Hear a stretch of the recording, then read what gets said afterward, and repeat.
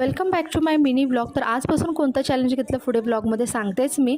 तर आजपासून मुलांची एक्झाम स्टार्ट झाली, त्यामुळे देवाचं आणि त्यानंतर आईंचं दोघांचंही दर्शन मुलांनी घेतलं आणि एक्झामसाठी गेले. त्यानंतर आज आहे कोजागिरी पौर्णिमा, त्यामुळे संध्याकाळी मसाला दुधाचं नैवेद्य देवाला दाखवून घेतला आणि चंद्र मी शोधत होती ग्रिलमध्ये बसून, पण मला काही दिसला नाही. त्यामुळे मग थंड झाल्यानंतर हे दूध आम्ही दोघांनी आणि मुलांनी पिऊन घेतलं.